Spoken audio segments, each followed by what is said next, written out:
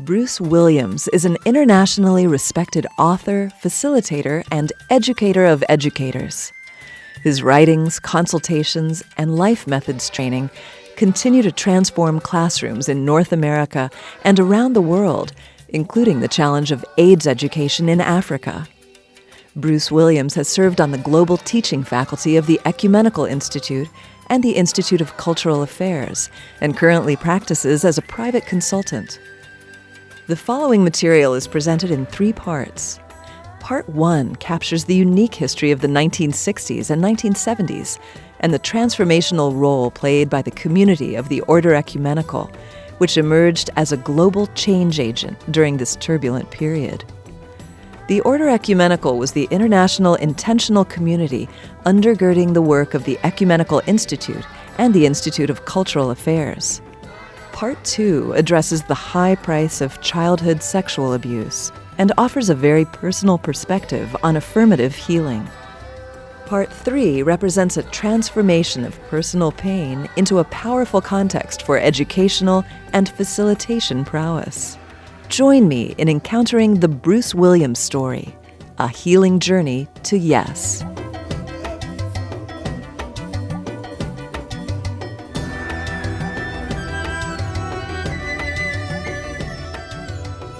When you think of the 60s and the stirrings up that happened, and some people, not everybody, some people were starting to say, there's got to be more.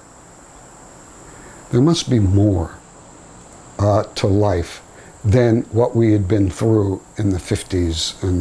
And of course there were all kinds of dramatic things happening in the 60s, as we know.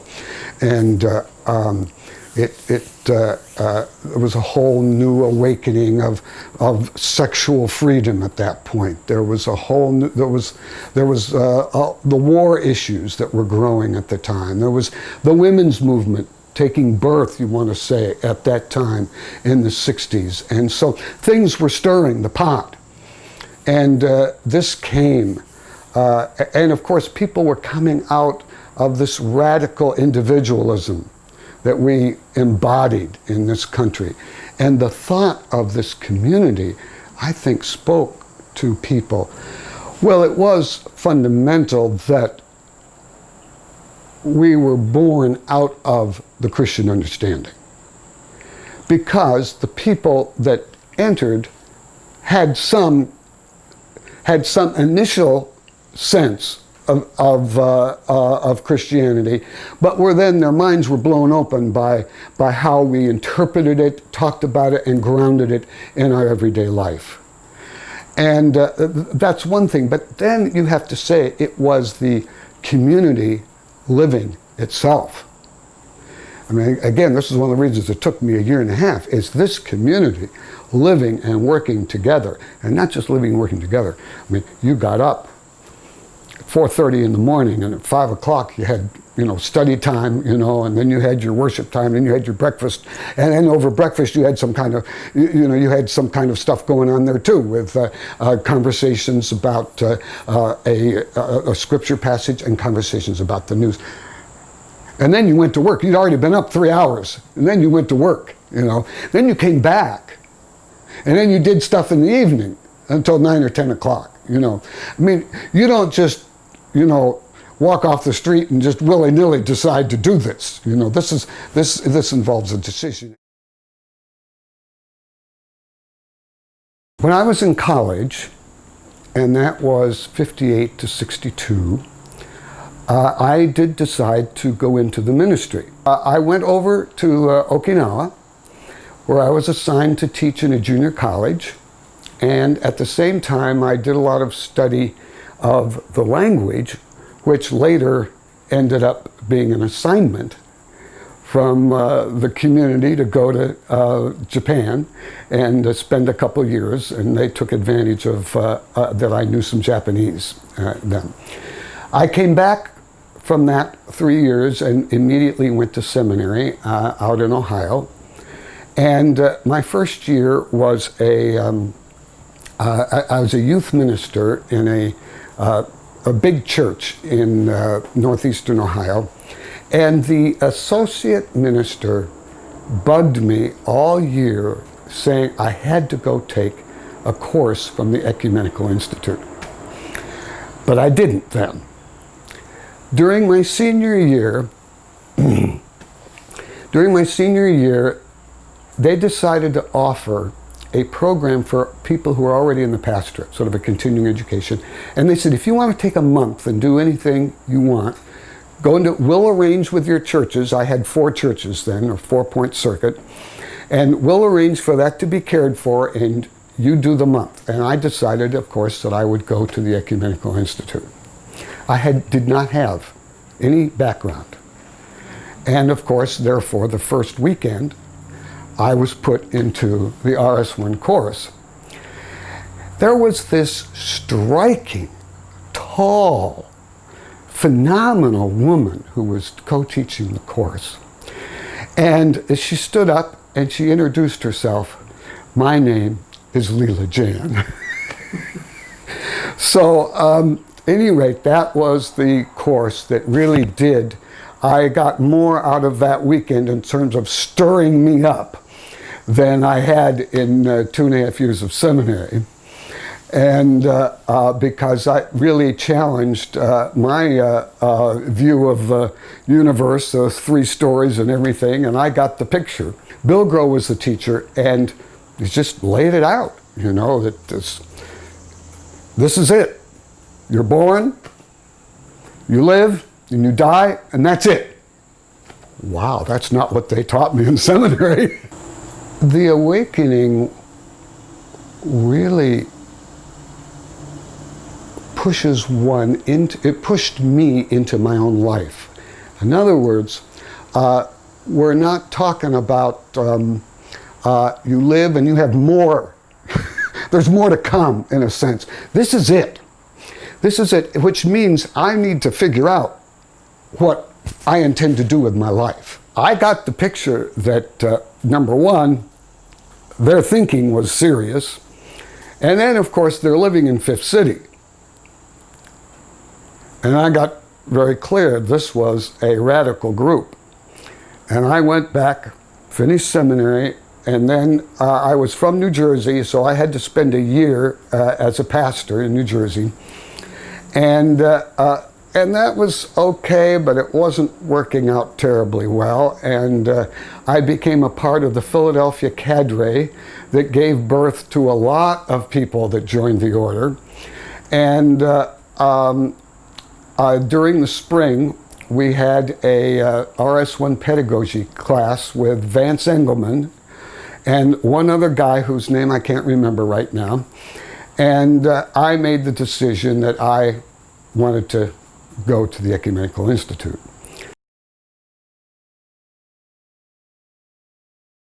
Now, at the same time, I was about to get my final ordination in the Methodist Church and went through my final interview with a group who all they could say was, well, Bruce, you're not married.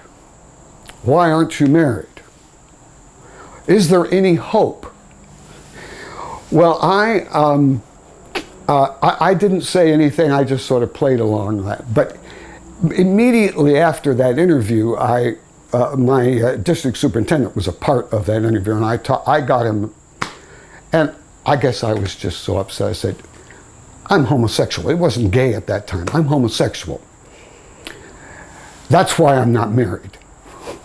Well, it was very unstrategic, wasn't it? I mean, if I'd had somebody coaching me, they would have said, just play along with it, you know. Well, I'd already made the decision I was going to join the Ecumenical Institute. So that district superintendent got me immediately an appointment with the bishop. And I really don't know which was more distasteful to the bishop. The fact that I wanted to go to the Ecumenical Institute, or the fact that I was gay. And, but at any rate, my final ordination did not happen, of course. And I journeyed to the Institute and went to the summer program.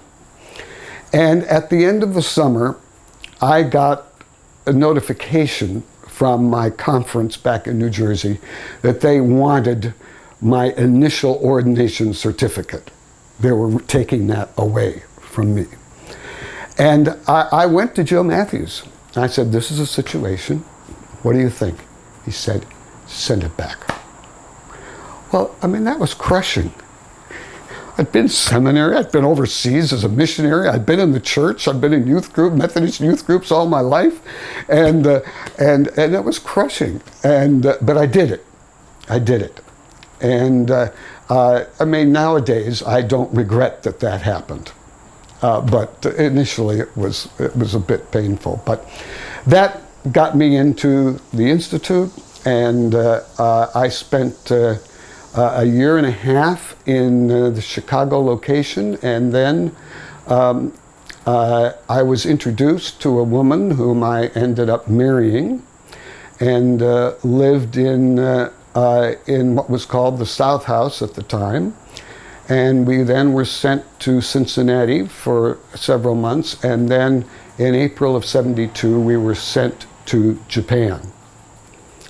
And that's where they took advantage of my knowledge of Japanese, and then we were sent for 2 years to Korea, and that's where we adopted 2 children, and then back to the States, and I eventually ended up back at the Chicago location, and was there until 1989.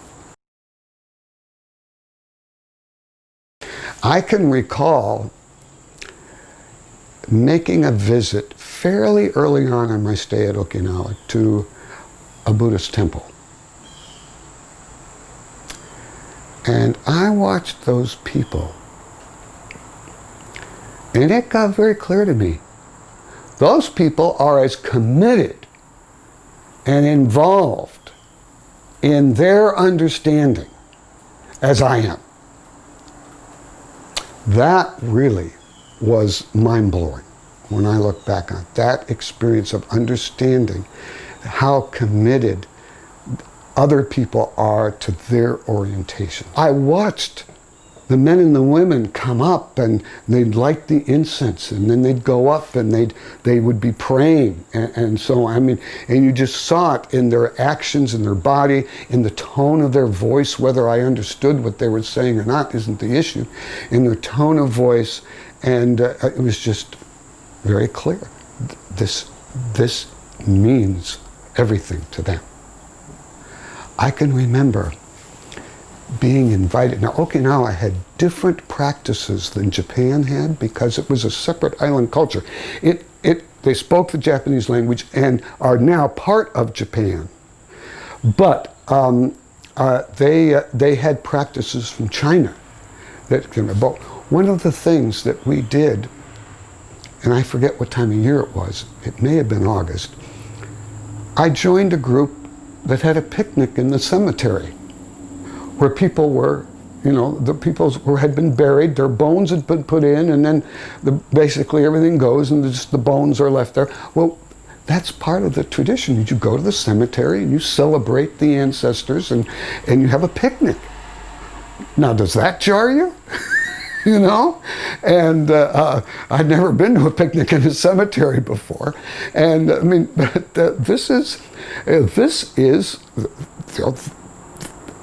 this honoring of the ancestors. We don't do that.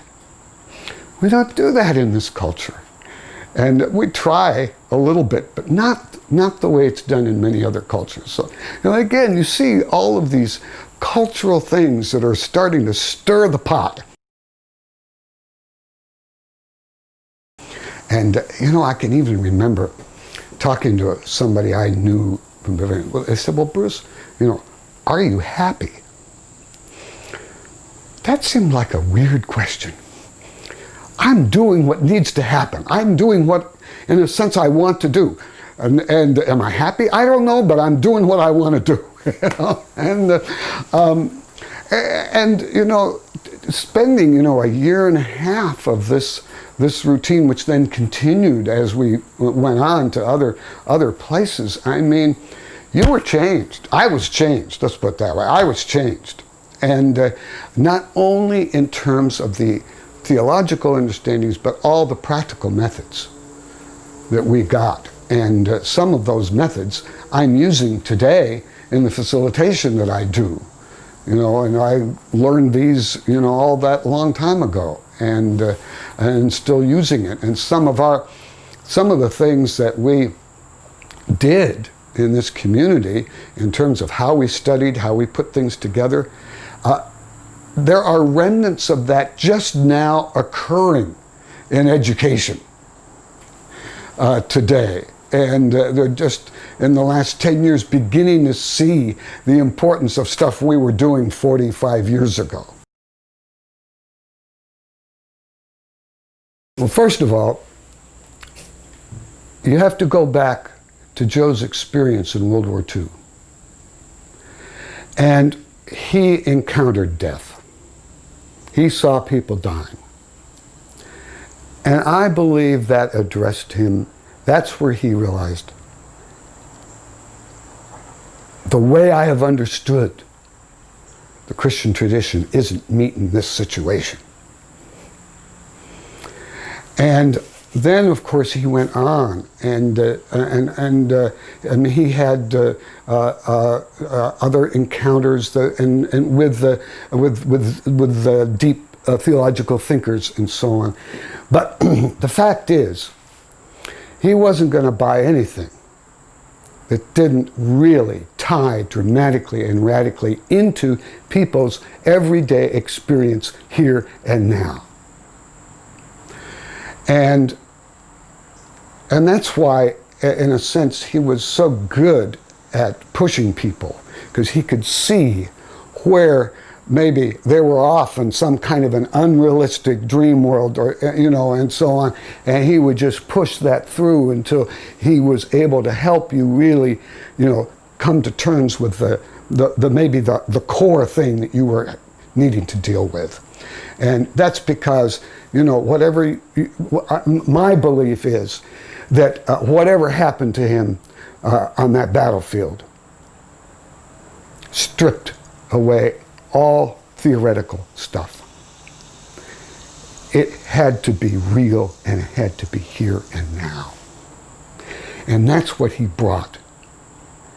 That's what he brought in everything that he did. And yes, he used, and people may be reading this stuff today, and they may not get that, because they didn't have the experience with him, to know that's what he did, They may think he's up in the sky. He is not. But he is at another level. But it's a level relative to the here and now that was his level. And helping you to go this way, and not this way, so to speak, and helping you to go this way and also into the future. But in terms of what I remember, it's Joe's talks. And there's a lot of effort to make those available to people today. When I read his talks, I hear him. I was there. I hear the words. I hear how he said them. I was part of the context for those words, and they just, they just occasion that memory of hearing him talk and realizing this stuff is profound, this stuff is deep. Nobody else is talking about things like this. There was a magnetism about Joe, and I think that's one of the things that drew so many of us to this community, and maybe made it very difficult once Joe died to recover that profundity, the insight, the penetrating gaze that Joe had that did a lot to people, Joe was, when I look back on it, that message really was, let the historical church go. Even at the time, we were trying to do everything we could to revive the historical church. But personally, he saw something else, didn't he? He saw something else, which has come true.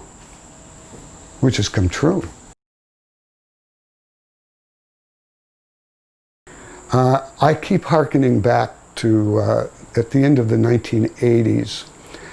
Bill Moyers did an interview with Joseph Campbell, and you're probably familiar with that interview. And in that interview, Bill said, well, now, Joe, what are the community's spirit symbols for our time? He says, we don't have it yet. You remember that. And we don't have it yet.